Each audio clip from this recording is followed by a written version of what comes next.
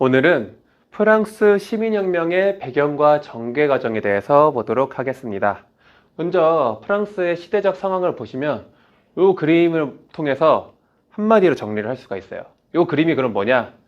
이 3신분이, 밑에 있는 3신분이 1, 2신분을 업고 돌아다니는 모습입니다. 3신분이 굉장히 힘들다. 뭐 이 정도 우리가 알 수 있을 텐데 그 1, 2, 3신분이 뭔지 설명을 해드리자면 첫 번째 이제 1신분은 성직자가 1신분이에요.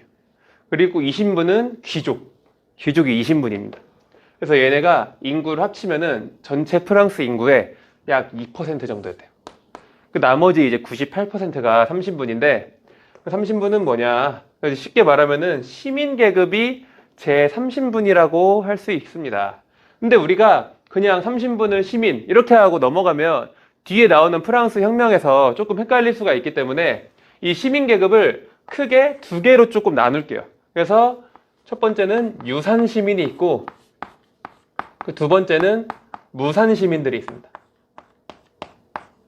그 유산 시민은 뭐냐?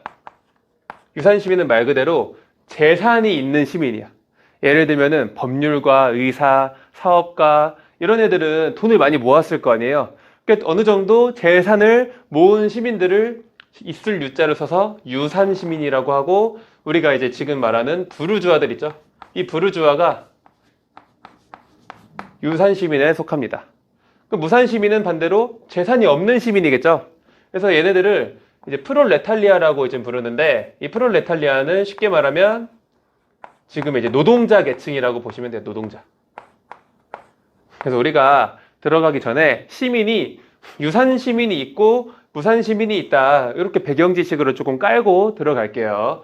그래서 프랑스 혁명이 초반에는 유산 시민을 중심으로 전개되다가 후반으로 갈수록 이제 무산 시민이 중심이 되는 이런 흐름이 또 있어요. 그래서 한번 우리가 짚어봤고 아무튼 문제는 뭐야? 전 인구의 2%, 이 1, 2신분 있죠? 얘네가 프랑스 전체 재산의 약 절반을 가지고 있었대. 나머지 절반을 98%가 이제 나눠 먹는 거야. 그렇다는 건 재산 차이를 지금 봐도 평균적으로만 봐도 지금 제 3신분이 제 1, 2신분보다 50배 못 사는 거죠. 그쵸? 그렇다는 건 뭐 얘네가 평균적으로 월급이 100만 원이면 얘네는 평균 월급이 5천만 원인 거야. 엄청나게 차이가 나는데 그런데 문제가 뭐야? 1, 2신분은 또 특권 신분이라고 해서 세금을 또 면제해줘요. 그러니까 프랑스의 세금은 이 제3신분 98%의 인구가 이 50%의 재산을 나눠서 내는 거야. 이런 제도적인 모순 상황을 프랑스 구제도의 모순이라고 부릅니다. 구제도의 모순. 그래서 프랑스 말로는 앙시앙 레짐이라고 하죠. 앙시앙 레짐.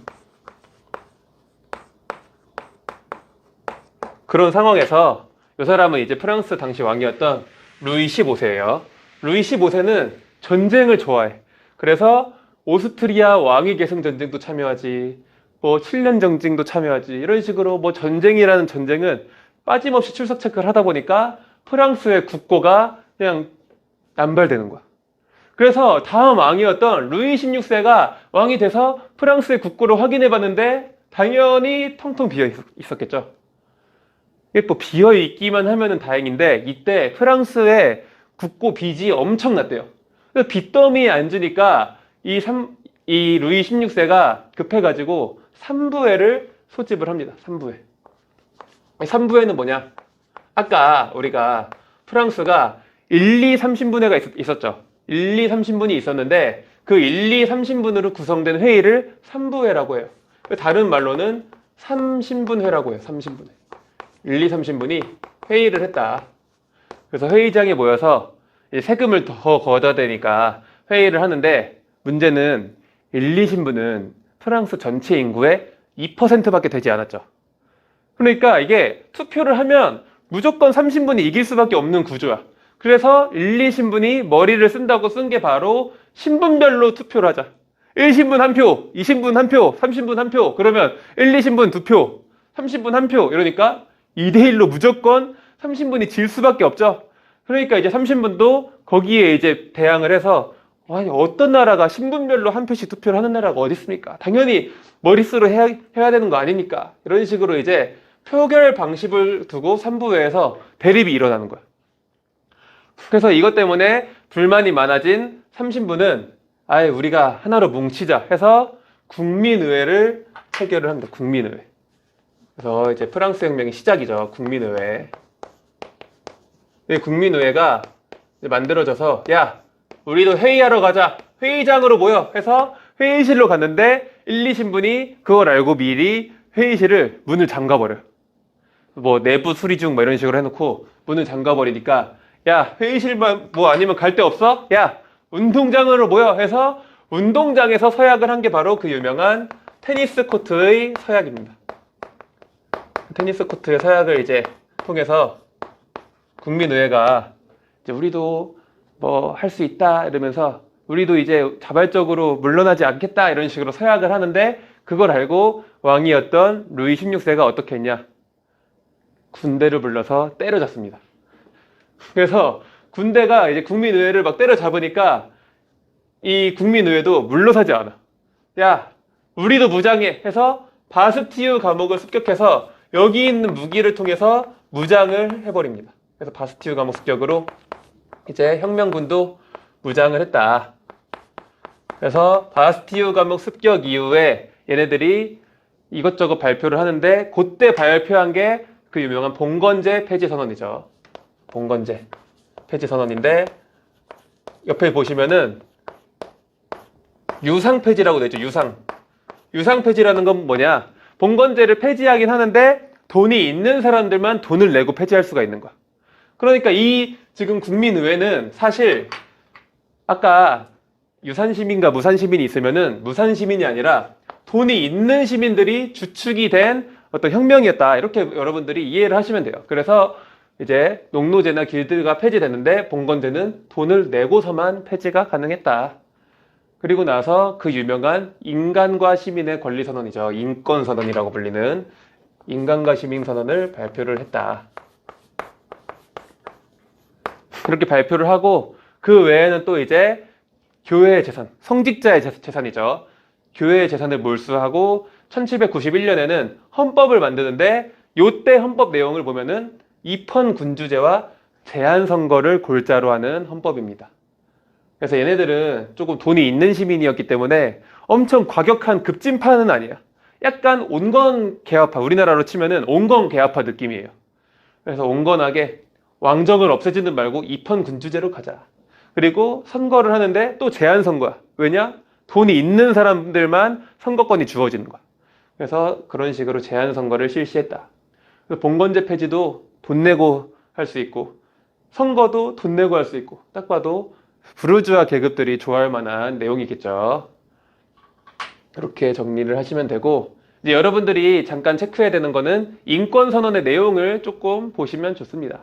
그래서 1조를 보면 그 유명한 여기다가 표시하세요. 인간은 자유롭고 평등한 권리를 가진다.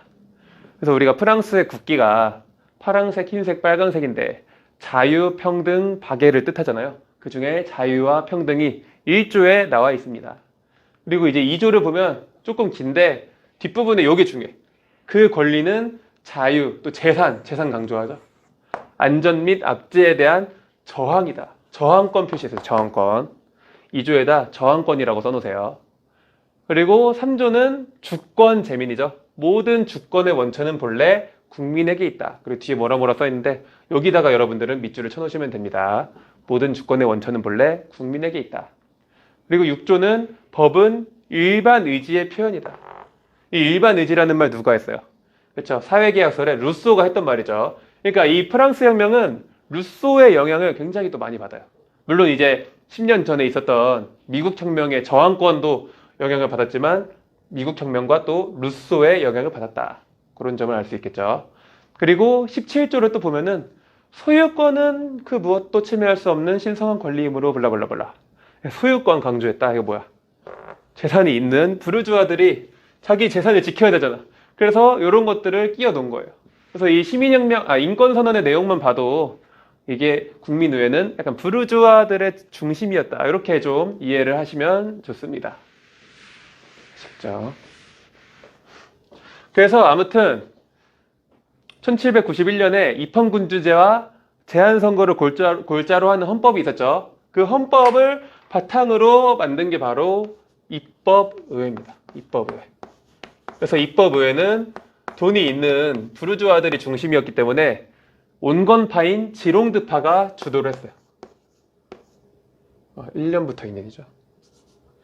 돈이 있는 지롱드파가 온건파가 주도를 했고, 얘네는 아까 그 헌법에 맞게 입헌 군주제를 지향을 합니다. 그렇죠?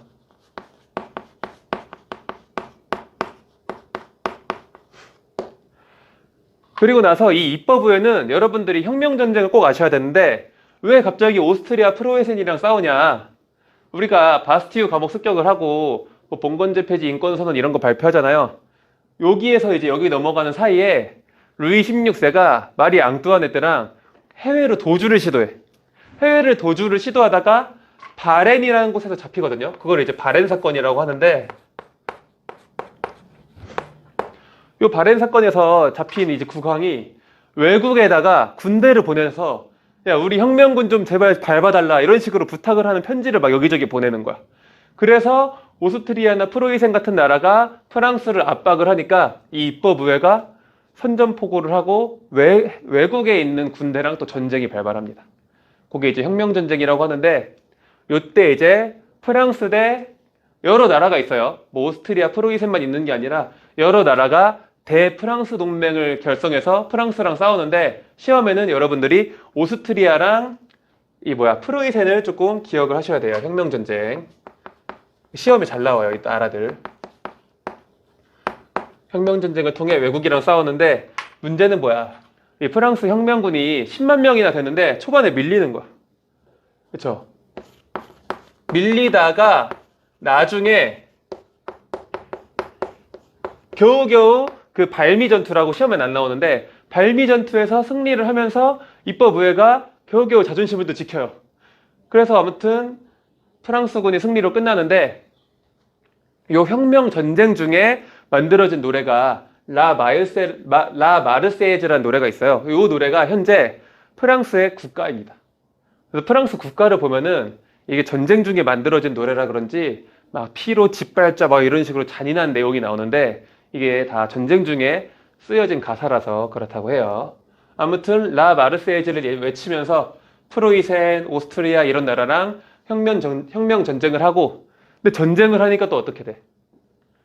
물가가 상승하고 생활고가 몰락해. 몰락하면은 우리가 시민이 유산시민과 무산시민이 있다 그랬는데, 무산시민이 먼저 몰락하겠죠. 그 몰락한 무산시민인 파리 민중들이 이제 산 퀼로트라고 하는데, 이 퀼로트가 귀족에 입는 반바지가 있어. 귀족이 입는 반바지를 입지 않아서 파리 민중들을 산 퀼로트라고 부르는데, 얘는 굳이 따지면은 유산시민이 아니라 무산시민에 들어가겠죠. 그래서 이 파리 민중들이 굉장히 이제 분노를 표출하면서 어떻게 하냐? 루이 16세를 체포해버려.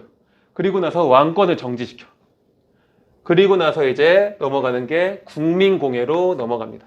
그래서 이 국민공회부터는 유산시민이 아니라 무산시민이 중심이 돼서 혁명이 전개가 돼요.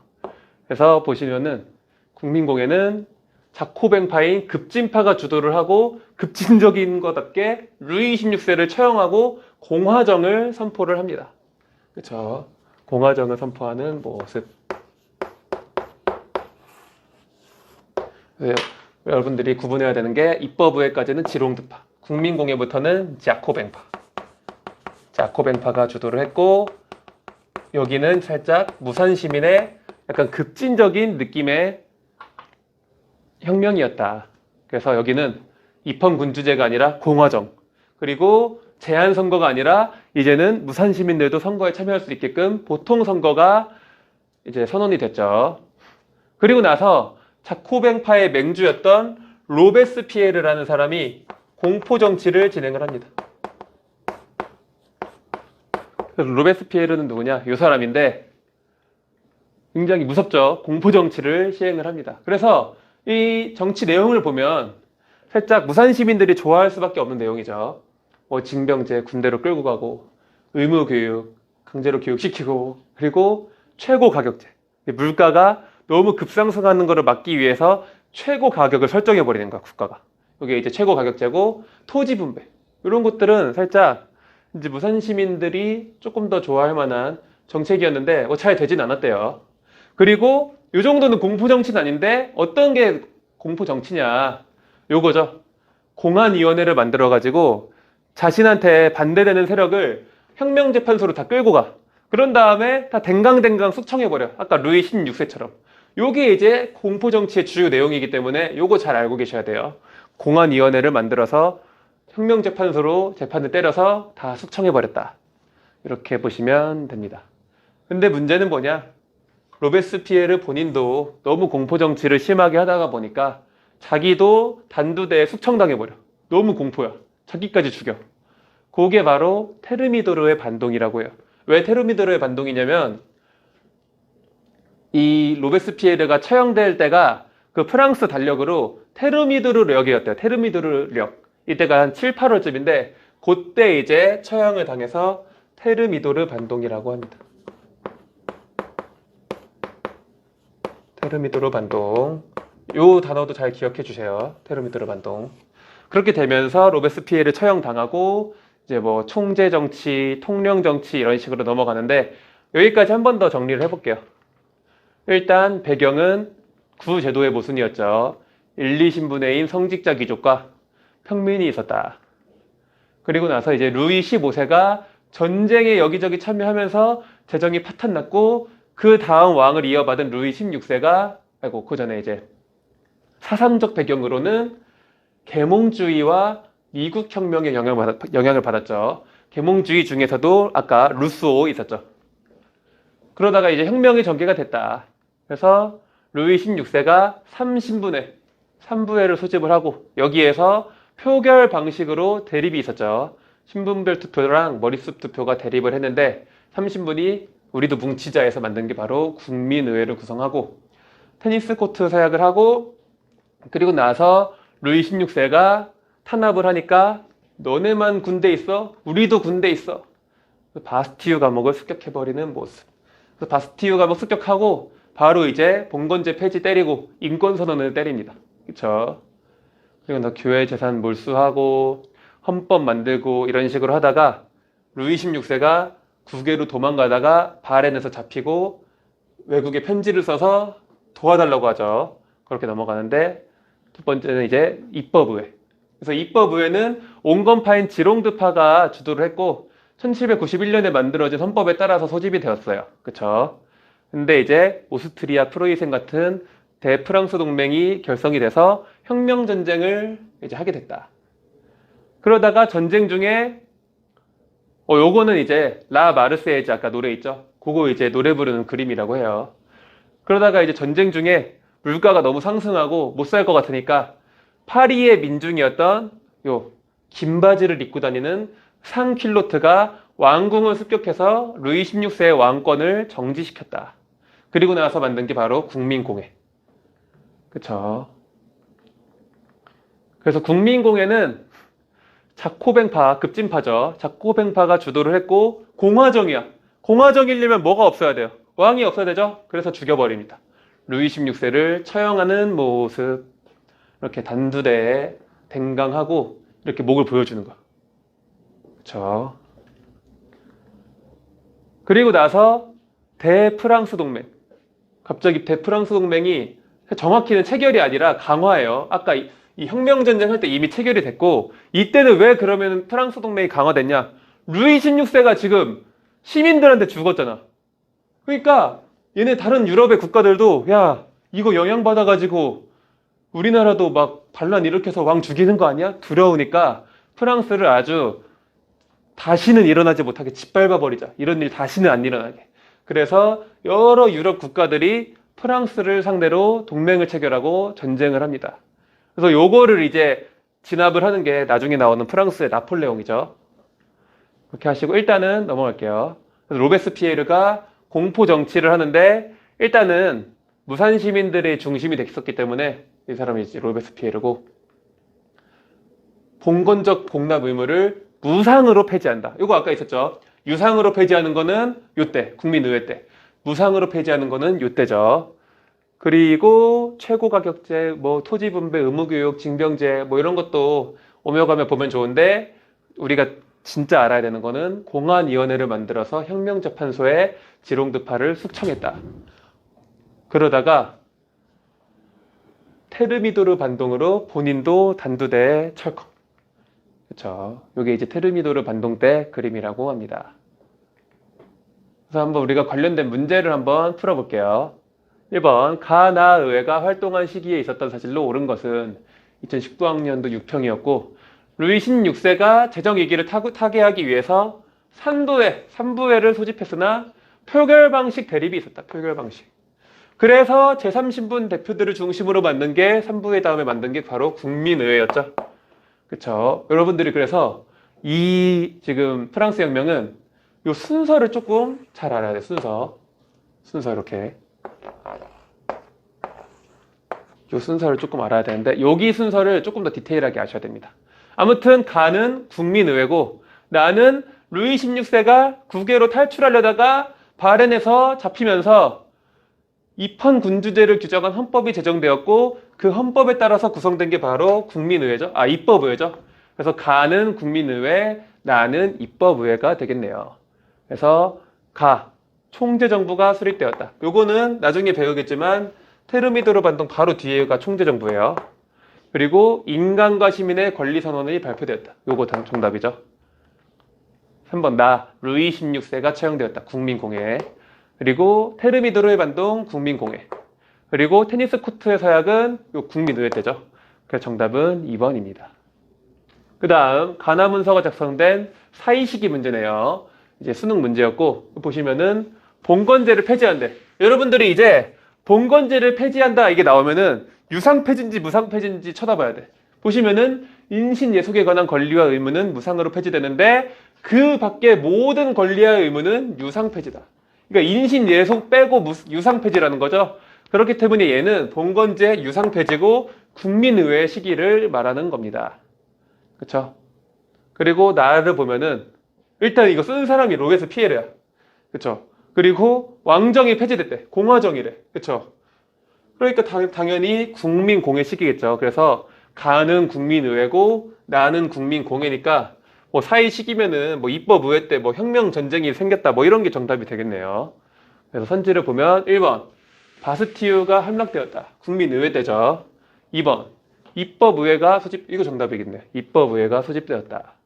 그렇죠. 3번 루이 16세가 처형되었다. 국민공회. 공안위원회 로베스피에르 국민공회. 테니스 코트에서야 국민의회. 이렇게 해서 정답은 2번입니다. 그 다음 밑줄 친 기억 시기에 볼 수 있는 모습으로 적절한 것은 22학년도 9평 문제인데 여기 있죠? 밑줄 친 기억 2년이라는 세월 동안 어쩌고저쩌고 있는데 바로 옆에 보면은 바스티유 습격 사건이 있었죠. 바스티유 습격 사건. 그래서 지금 요때 이후로 1789년이겠죠. 2년 동안 있었던 모습이니까 뭐 요거 입법의회 구성은 1792니까 여기는 아니겠네요. 그러니까 여기 있는 것 중에 찾으시면 돼요. 그래서 보시면은 반혁명 세력을 색출하는 공안위원회는 국민공회죠. 너무 뒤죠. 루이 16세가 처형되는 것도 국민공회. 자코뱅파 인사가 국민공회에 참석했대. 그러니까 1, 2, 3번은 당연히 아니야. 그런데 프로이센 등에 맞서 혁명전쟁에 나서는 프랑스 병사. 혁명전쟁 때죠. 이때. 그리고 인간과 시민의 권리선언, 인권선언을 발표하는 의회의원. 그래서 정답은 5번입니다. 바스티유 습격 사건에서 가장 가까운 시기가 인권선언이죠. 그래서 정답은 5번입니다. 우리가 프랑스 혁명에 대해서 여기까지 봤고요. 다음 시간에 또 새로운 내용으로 찾아뵙도록 하겠습니다. 여러분.